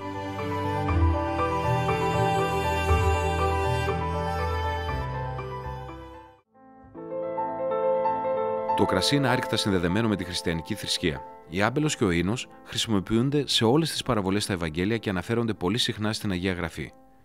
Το κρασί και το ψωμί είναι άλλωστε τα μοναδικά αγαθά που προσφέρονται ως δώρα της Θείας Ευχαριστίας.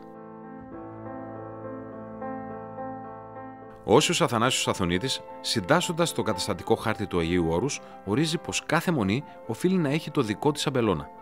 Έτσι, αρχίζει η οργανωμένη αμπελοκαλλιέργεια στο Άγιο Όρος και διαρκεί πάνω από 1000 χρόνια. Μέσα στο Όρος, όλες οι μονές παρήγαγαν κρασί για δικές τους ανάγκες, αλλά και για εξαγωγή.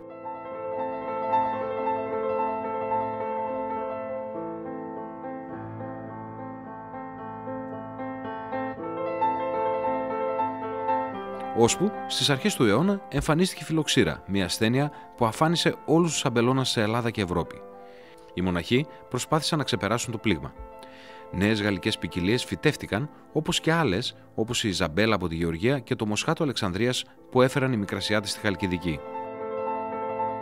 Αλλά ο οικονομικός μαρασμός των μοναστηριών και η μείωση των μοναχών δεν βοήθησε καθόλου στο να αναγεννηθούν οι αμπελώνες. Δεν υπήρχαν αρκετά χέρια για δουλειά και τα περισσότερα αμπελοτόπια ξεράθηκαν. Μέχρι το 1980 που άρχισαν ξανά από την αρχή.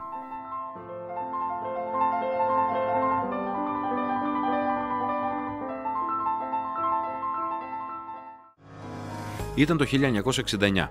Ο Ευάγγελος Τσάνταλης, συχνά προσκυνητής στο Άγιο Όρος στη διάρκεια μιας δυνατής καταιγίδας, ζήτησε καταφύγιο στο μετόχι της Χρωμίτσας του μοναστηριού του Αγίου Παντελεήμωνα. Όταν η καταιγίδα κόπασε, βγήκε για μια βόλτα στην περιοχή. Μέσα στο πανέμορφο παρθένο τοπίο διέκρινε μερικά εγκαταλειμμένα κλίματα. Ο πατέρας Δαβίδ του εξήγησε ότι παλαιότερα η μονή διέθετε έναν αμπελώνα 500 στρεμμάτων που αναγκάστηκαν να εγκαταλείψουν κυρίως λόγω της φιλοξήρας.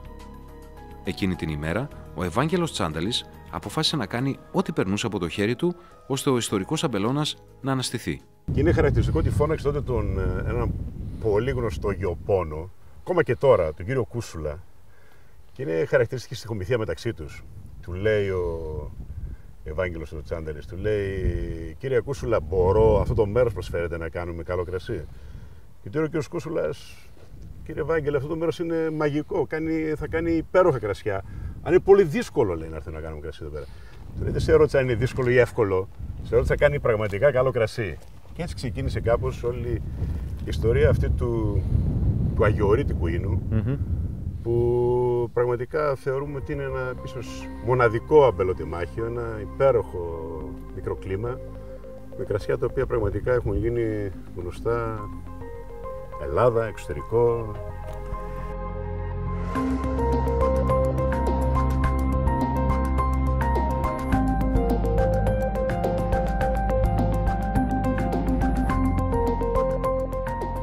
Είχα την ευτυχία, μάλλον θα έλεγα ευλογία, γιατί είμαστε σε ευλογημένο τόπο, η πρώτη μου επίσκεψη στον αμπελώνα του Αγίου Όρους να είναι μαζί με τον Ευάγγελο Τσάνταλη πίσω στο 1993.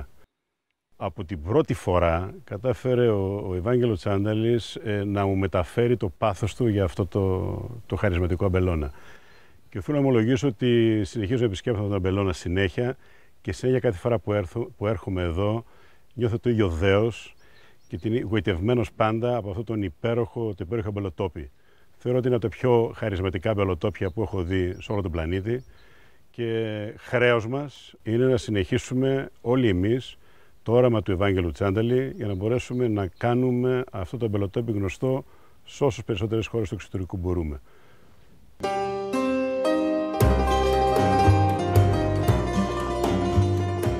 Τα 1000 στρέμματα του αμπελώνα ανήκουν στο ρωσικό μοναστήρι του Αγίου Παντελεήμωνα. Τα αμπέλια που προστατεύονται από τις ψηλές πλαγιές του Όρους φτάνουν μέχρι τη θάλασσα και δέχονται την ευεργετική επίδραση της απογευματινής άβρας του συγκητικού κόλπου. Είμαστε τυχεροί, είμαστε ευλογημένοι που έχουμε τη θάλασσα και αυτό το αεράκι το οποίο ακόμα και τις δύσκολες μέρες του καλοκαιριού φέρνει την απαραίτητη υγρασία την οποία χρειαζόμαστε για να μην έχουμε ιδιαίτερα προβλήματα στην καλλιέργεια του αμπελώνα. Κλίμα μεσογειακό, ήπιος χειμώνας με λίγες χιονοπτώσεις και θερμοκρασίες που σπάνια κατεβαίνουν στους -2 βαθμούς Κελσίου. Το ιδανικό αυτό μικροκλίμα κάνει τα σταφύλια να οριμάζουν αργά με τον πλέον φυσικό τρόπο.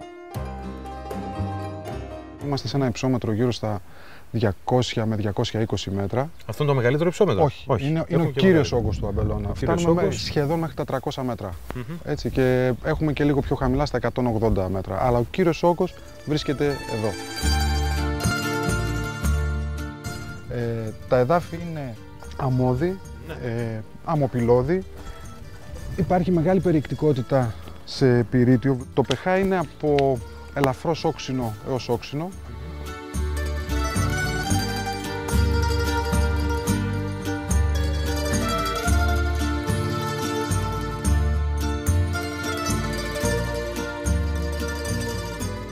Ακόμη μία από τις ιδιαιτερότητες του αγιορείτικου αμπελώνα και ειδικά του συγκεκριμένου, από τον οποίο παράγεται και η κορμίλιτσα Gold, είναι το ότι το υπέδαφος βρίσκεται πάρα πολύ ψηλά.